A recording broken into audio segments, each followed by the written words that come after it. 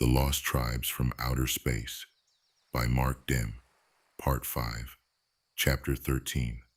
What are the Jews? We are now a little better equipped to answer that question. We have seen the astronaut from the depths of space making an artificial man on our primitive planet. We have seen him making the corrections that proved to be necessary, then sending that new breed of people out to conquer the planet. They did not fulfill their first mission, the annihilation of other human beings. Yahweh had to accept coexistence, but he took measures to ensure that his people would not be dissolved in the pithecanthropous tides that were gradually filling the continents. He set up a multitude of prohibitions and punished erring ways. He acted as a breeder, preserving the purity of his flock and making sure it reproduced regularly. Successful breeding also consists in separating the good specimens from the bad and eliminating the latter. That is the meaning of the selections we have seen the shepherd making from the start. The Jews, as they exist today, are the result of a series of selections.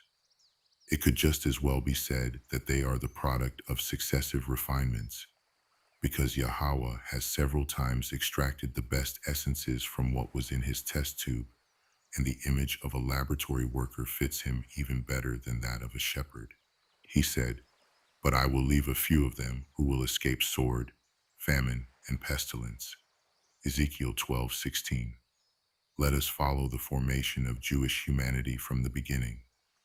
The original couple had two offspring. It would have been normal for the elder to be given preference, if preference had to be given. That was always to be the law of Israel. He shall recognize the rights of his firstborn, the son of the unloved wife, and give him a double share of all that he possesses. For he was the first fruits of his manhood, and the right of the firstborn is his. Deuteronomy 21:17. But Yahweh received Abel's offering and rejected Cain's, for no apparent reason. Did he know in advance that he was dealing with a murderer? Sin is a demon crouching at the door. Genesis 4:7. Did his psychological knowledge tell him that Cain would someday commit murder? We can only make suppositions. The important point is that Yahweh made a discrimination as early as the second generation. He took the wheat and rejected the chaff. Since the better of the first two sons was killed, it was the third who was to become the head of a lineage. Adam lay with his wife again. She bore a son and named him Seth. Granted, for she said, "God has granted me another son in place of Abel, because Cain killed him." Genesis 4:25. Seth was thus a substitute for the chosen son. From then on, there is no further mention of Cain. The genealogy begins with Seth, and the right of the firstborn is again respected.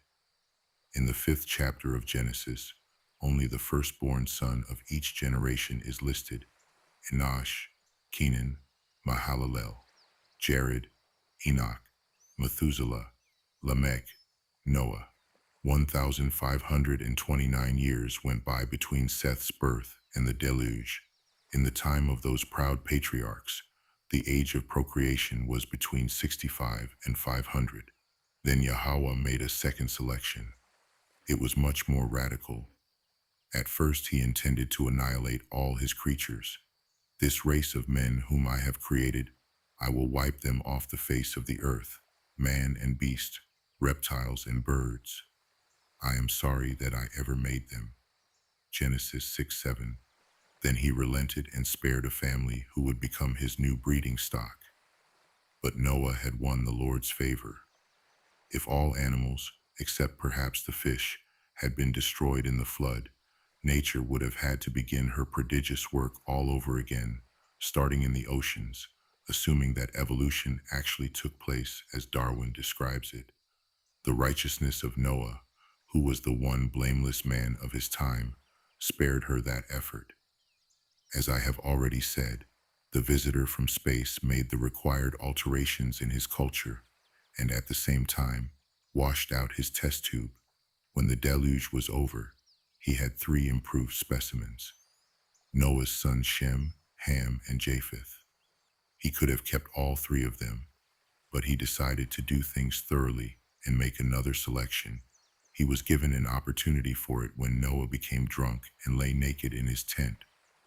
Ham looked at his father's nakedness, and this was an abomination in the distinctive morality of the visitor from space. The two other sons, however, took a cloak, put it on their shoulders, and walked backwards, and so covered their father's naked body. Their faces were turned away so that they did not see their father naked. Genesis 9:23. Of the two virtuous sons, Shem was given preference, no doubt because he was the elder. Ham, the reprobate, was condemned to be his brother's slave, while Japheth, treated as a younger son, was to be admitted into Shem's tents as a privileged relative, but nothing more.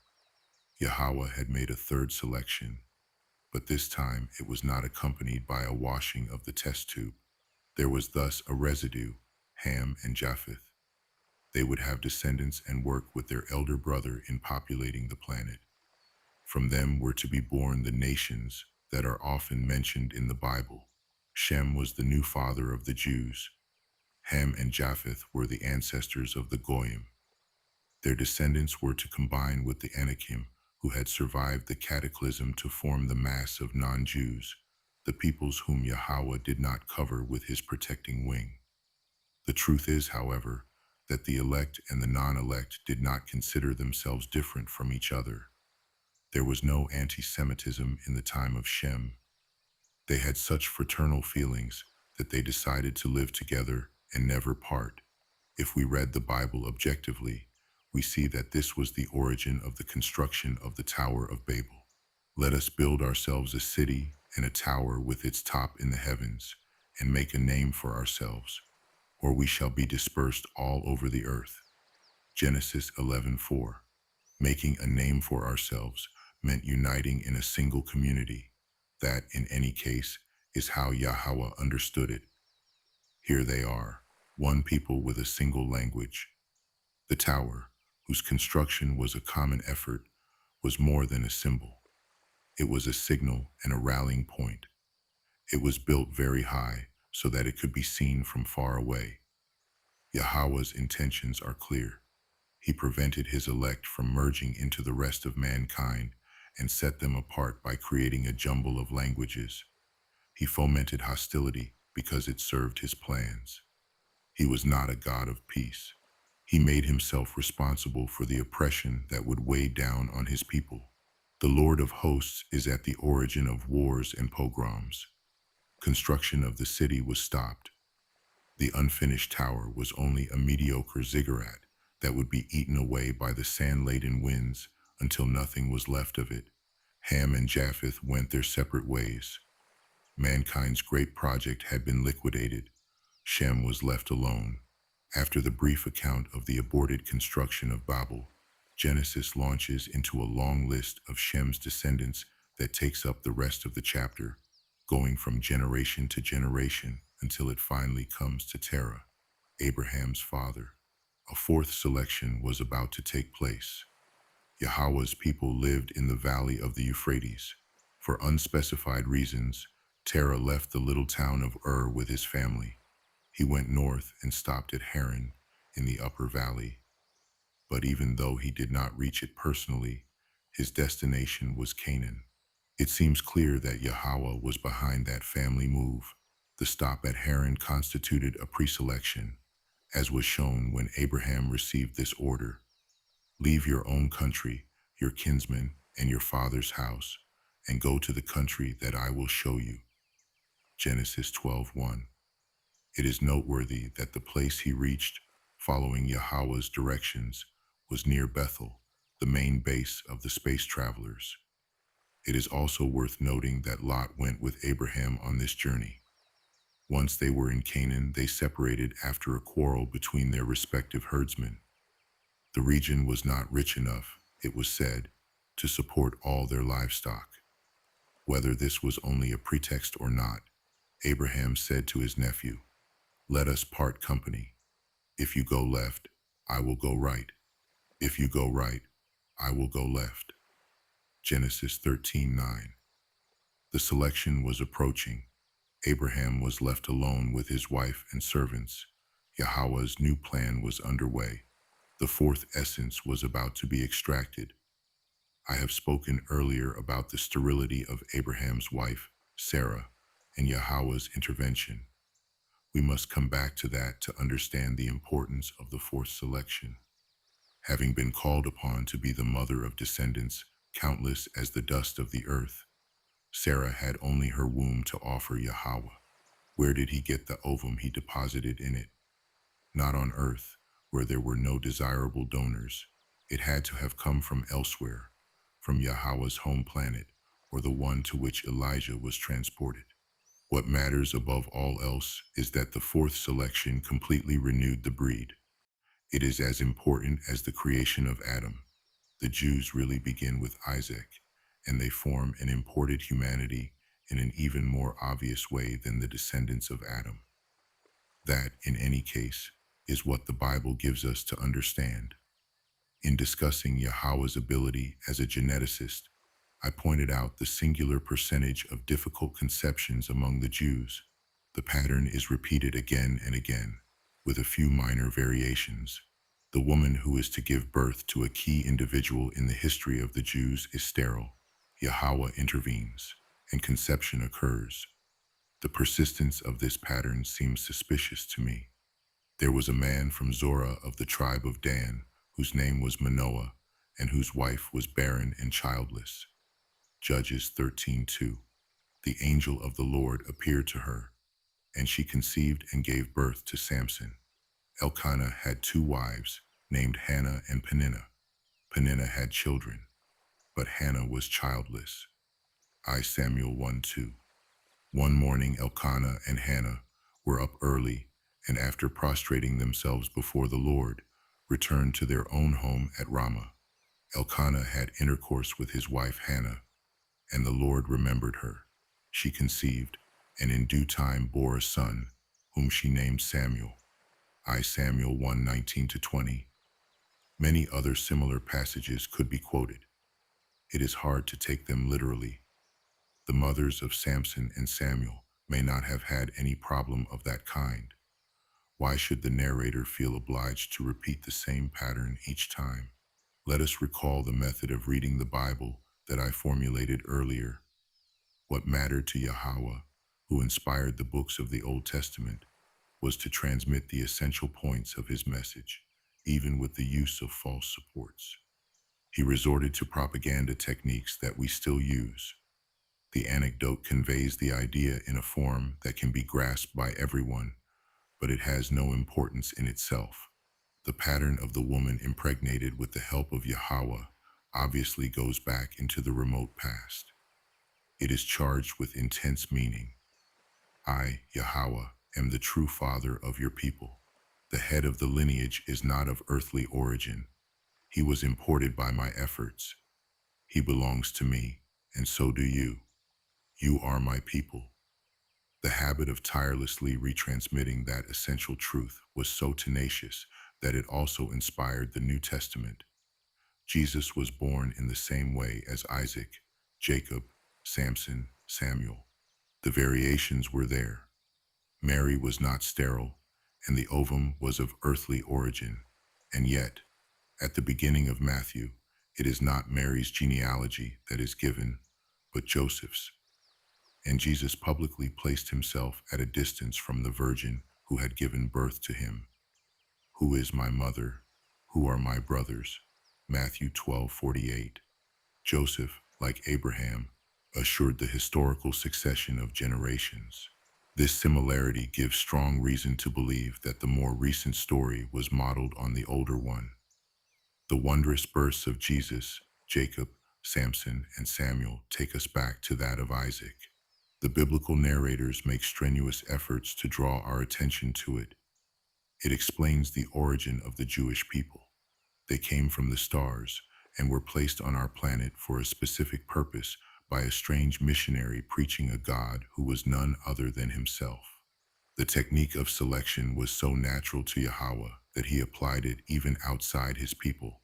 Lot had been turned out, placed in the common reserve of non-Jewish earthlings. But when Sodom was destroyed, He escaped the general fate because he had remained righteous before Yahweh.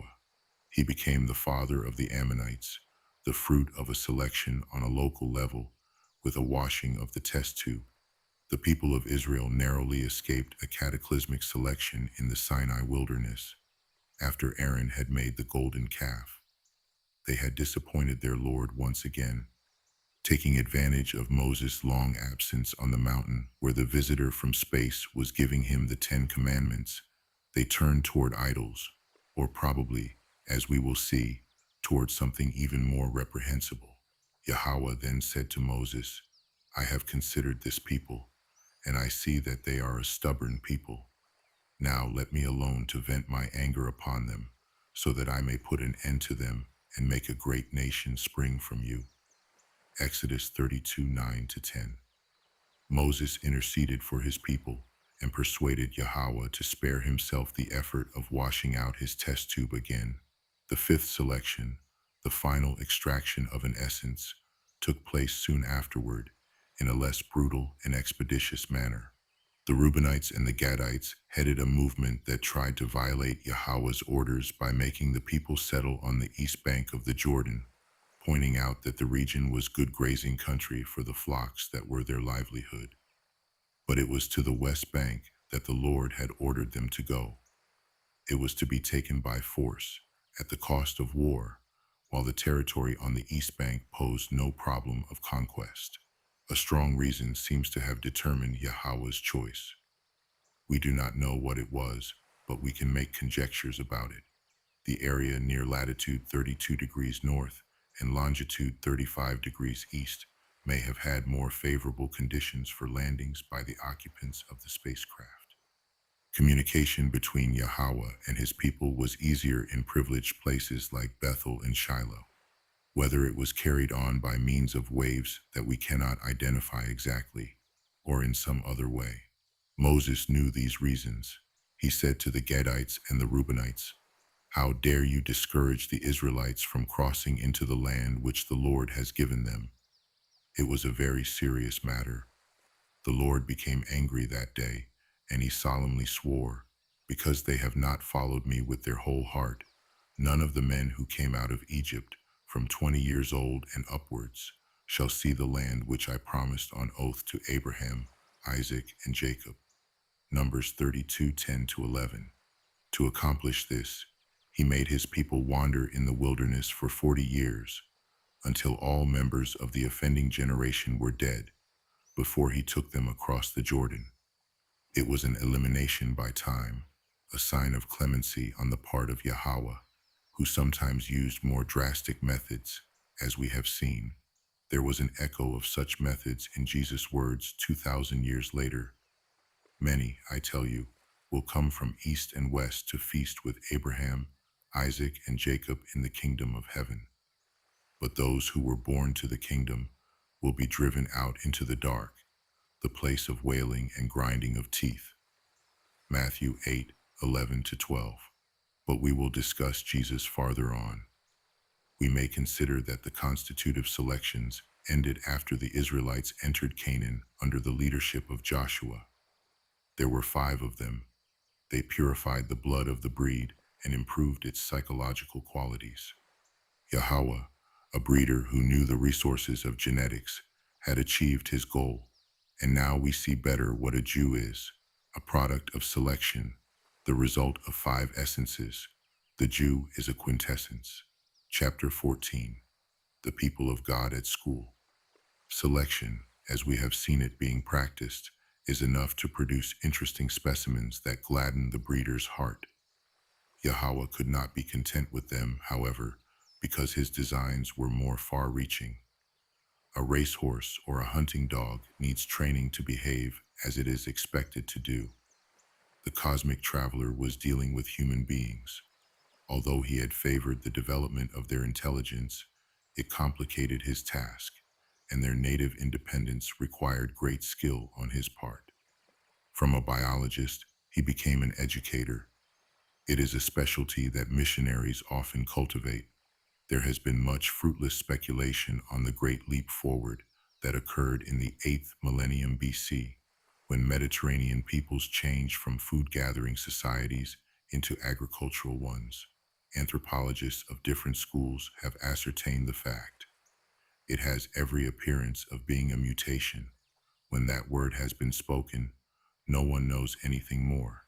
It is now used in all sorts of contexts, and it is a convenient way of closing a discussion. But we have explained nothing when we speak of a mutation. First of all, is there really any such thing? And if so, what causes it? Next, another key word is spoken: chance. The problem is then buried. One day, people began tilling the soil and harvesting food when their plants had ripened. The sociological consequences of this are immense. The prehistory of the human race took a radical turn. What caused it? Perhaps nothing in particular. The normal passage to a new stage of development, or perhaps something else, the intervention of a person or a group who knew about agriculture because it had been taught to them. It would be ludicrous to pass judgment on the question if we did not have a clue that justified preferring one hypothesis to the other. There is such a clue, and it is found in the Bible. Adam, the first Jew, lived in the Garden of Eden by food gathering. He even gathered the fruit of forbidden trees. After his sin, but was it a sin? He was excluded from the earthly paradise, which was artificial like himself, and driven out into the vast virgin areas of the planet. There was wild fruit in them, of course, but only in certain seasons and places. There were also deserts and forests, such as the Amazonian jungle, where a traveler could die of hunger. Adam's life became precarious.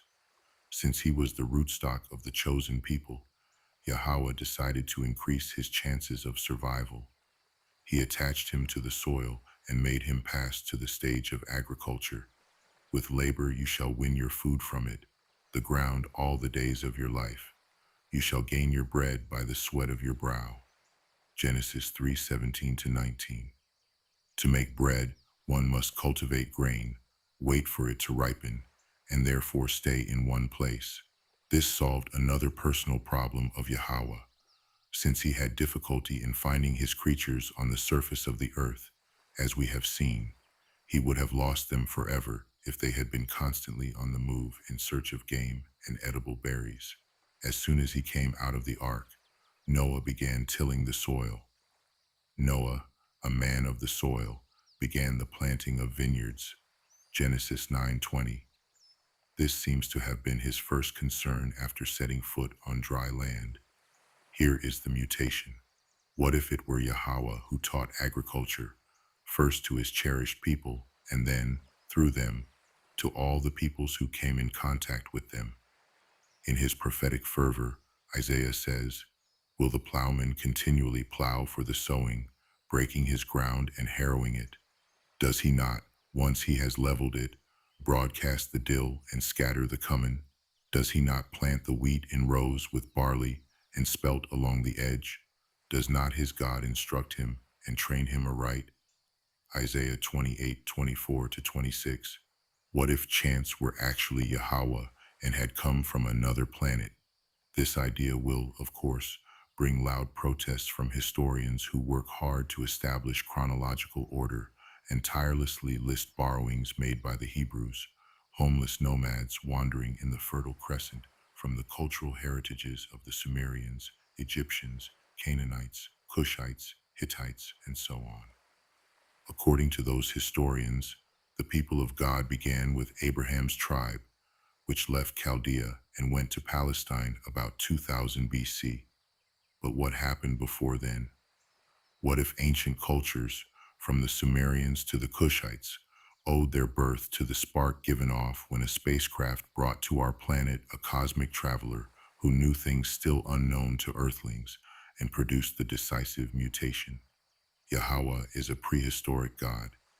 History, laboriously written in the light of data supplied by the Mesopotamian tablets, traces of ancient dwellings uncovered by excavations, and art objects found in tombs, sketches the Hebrews of the second millennium BC, immigrants, farmers, slaves, or mercenaries who appeared in Babylonia, Assyria, Asia Minor, Egypt, and the Holy Land, and with whom the descendants of Abraham claim kinship.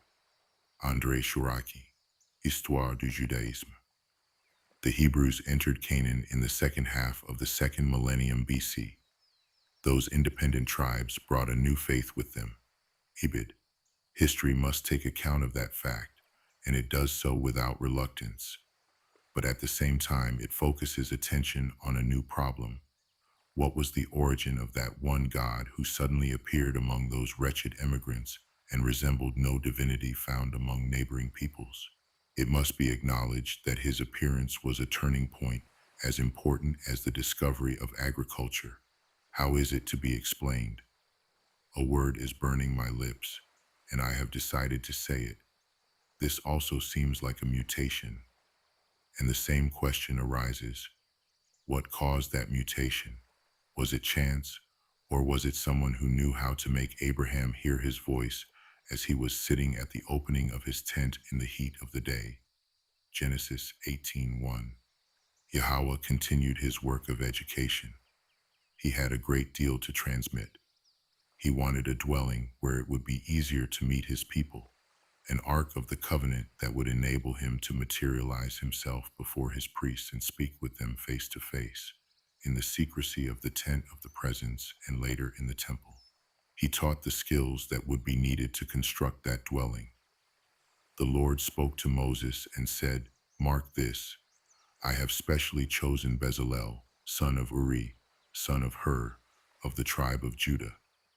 I have filled him with divine spirit, making him skillful and ingenious, expert in every craft, and a master of design, whether in gold, silver, copper, or cutting stones to be set, or carving wood for workmanship of every kind."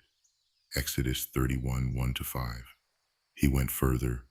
He inspired both him and Aholiab, son of Ahisamach of the tribe of Dan, to instruct workers and designers of every kind, engravers, seamsters, embroiderers in violet, purple, and scarlet yarns and fine linen, and weavers, fully endowing them with skill to execute all kinds of work.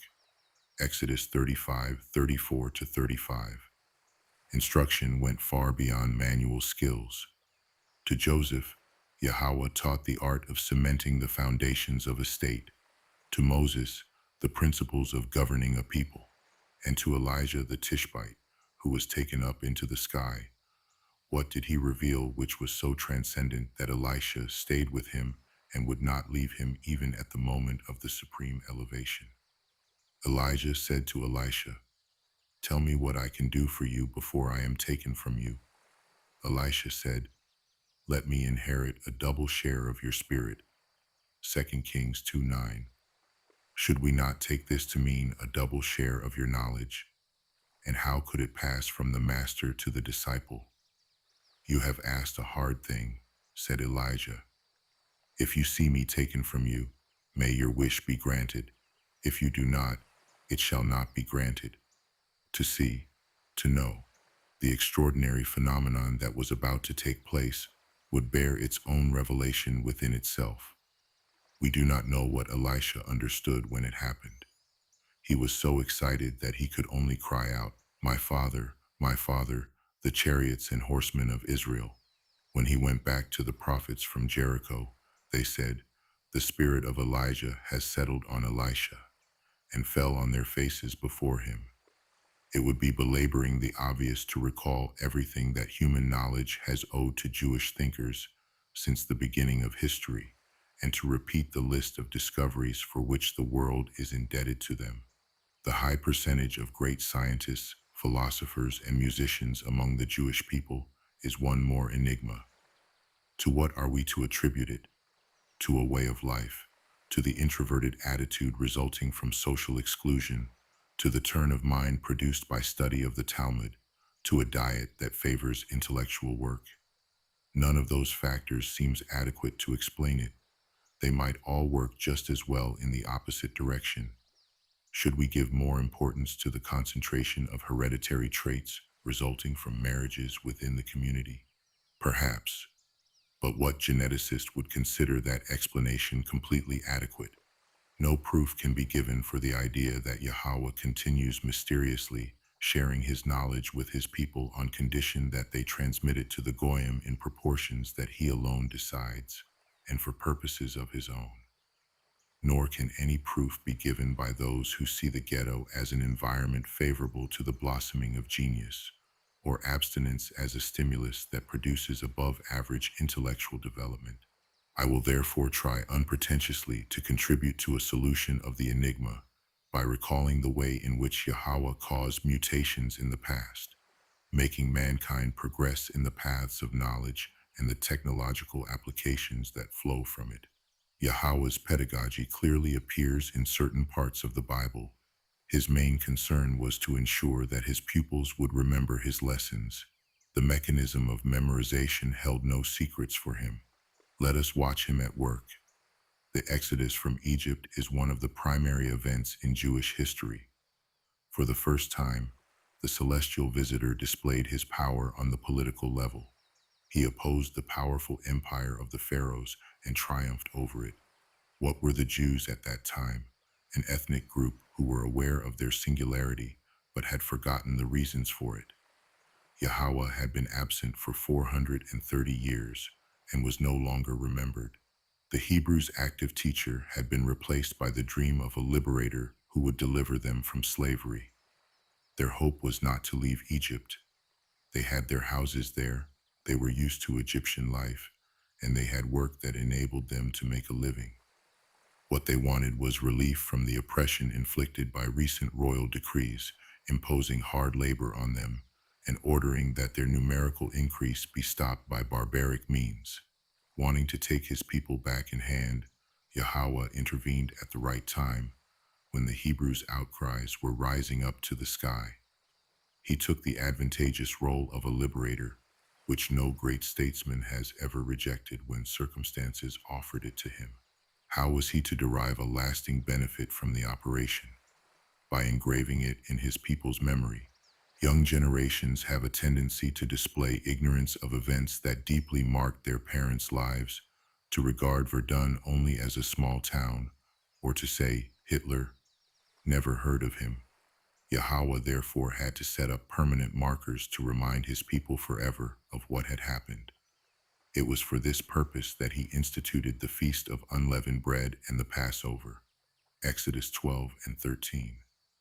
Each year the Jews had to refrain from eating leavened bread for 7 days.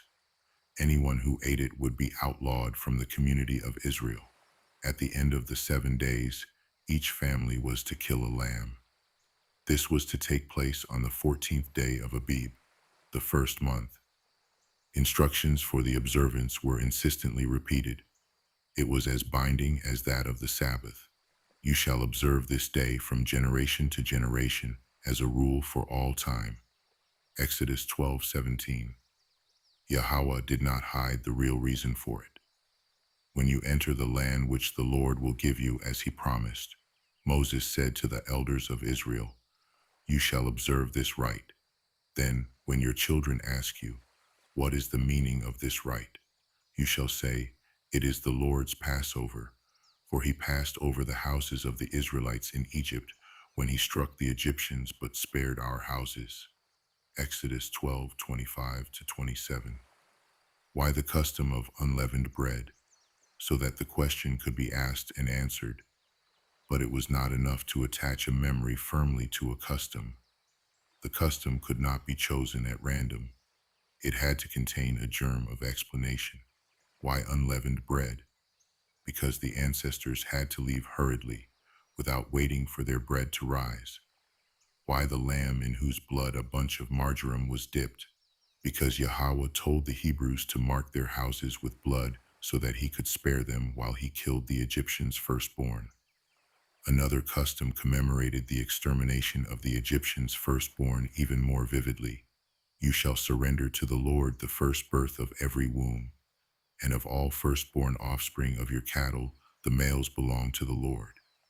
Every firstborn male ass you may redeem with a kid or a lamb, but if you do not redeem it, you must break its neck.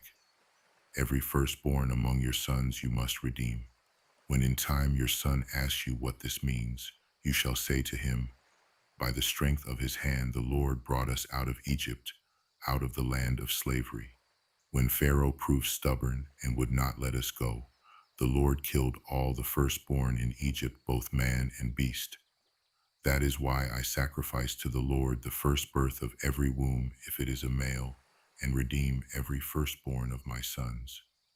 Exodus 12:12 to 15. This was also to be an eternal right. When Jesus was 1 month old, he was taken to the temple of Jerusalem to be redeemed for 5 shekels of silver, the price set by the law of Moses, Numbers 18:16. After the exodus from Egypt came the entrance into Canaan. It took place by means of another wonder, the crossing of the Jordan on dry ground. So the people set out from their tents to cross the Jordan, with the priests in front of them carrying the Ark of the Covenant. Now the Jordan is in full flood in all its reaches throughout the time of harvest. When the priests reached the Jordan and dipped their feet in the water at the edge, the water coming down from upstream was brought to a standstill. It piled up like a bank for a long way back, as far as Adam, a town near Zarethan. The waters coming down to the Sea of the Arabah, the Dead Sea, were completely cut off, and the people crossed over opposite Jericho. The priest carrying the Ark of the Covenant of the Lord stood firm on the dry bed in the middle of the Jordan, and all Israel passed over on dry ground until the whole nation had crossed the river. Joshua 3:14 to 17. How did Yahweh engrave this event in the memory of his people? He told Joshua to have one man from each of the 12 tribes of Israel take a stone from the bed of the river and carry it to the place where they camped for the night. When this had been done, the waters of the Jordan came back to their place and filled up all its reaches as before. Joshua 4:18. The 12 stones were set up at a place named Gilgal. The name, Edouard Dorme writes in the edition of the Bible published by the Biblioteca de la Pléiade, comes from the root of GLL, to roll, to turn in a circle, and means circle of stones, a cromlech. Why that cromlech? So that future generations would not forget. These stones are to stand as a memorial among you, and in days to come, when your children ask you what these stones mean, you shall tell them how the waters of the Jordan were cut off before the Ark of the Covenant of the Lord when it crossed the Jordan. Thus these stones will always be a reminder to the Israelites. Joshua 4:6 to 7. Other stone memorials recalled important lessons that were to be learned by each succeeding generation. After the taking of Jericho, whose walls fell down at the sound of the trumpets, Joshua put a curse on the city. May the Lord's curse light on the man who comes forward to rebuild this city of Jericho. The laying of its foundations shall cost him his eldest son. The setting up of its gates shall cost him his youngest. Joshua 6:26. The whole population was put to death, except for a prostitute named Rahab and her family. They were spared because she had hidden Israelite spies. Then the city and everything in it was burned. The Israelites had taken out only the silver and gold and the vessels of copper and iron, which were to be placed in the treasury of the temple. Individual pillage was forbidden. But Achan, son of Carmi, committed a sin. He hid some precious objects in the ground under his tent. This infraction was charged against all of Israel as long as it went unpunished. Achan was made to confess. He, his sons and daughters, his animals, and all his possessions were brought to the Vale of Achor, where he was stoned to death by the assembled Israelites. And they raised a great pile of stones over him, which remains to this day. Joshua 7:26. It was one of the numerous stone monuments that, like the cromlech at Gilgal, punctuated the history of the chosen people. There has been much speculation on the meaning of megaliths. The best explanation that has been found so far is their correlation with astronomical events, which is not always obvious. The Bible gives us another key. Megaliths are a way of writing history, more vivid than books. Memorable events recorded on scrolls or tablets were limited primarily to the relatively few people who could read. It was hard for the masses to become acquainted with them. The tumuli, menhirs, and cromlechs scattered over the globe are relays of oral tradition. From Philitosa to Stonehenge, stone monuments tell stories that we are no longer able to read. Was Yahweh, whom we have seen teaching their use to his people, the source of the candlestick of the Andes, a disturbing adaptation of the seven-branched candlestick of Jewish worship, and the aligned stones at Karnak, France? Long before Joshua, the sons of Adam were given the mission of taking possession of the planet. Were they the unknown people who landed on the west coast of Europe and went inland, marking their passage with pieces of granite and bluestone planted in the soil of Brittany and Wales? If so, megaliths are ancient traces of the unsuccessful attempt of Yahweh's armies to make themselves masters of the planet. They are the first history book of the Jews, dating from before the time when their Lord taught them to write and dictated the Bible to them. Please stay tuned for part 6 coming soon. Peace, blessings, much love and enlightenment to you all. Paix, bénédiction, amour et illumination à vous tous. Shalom.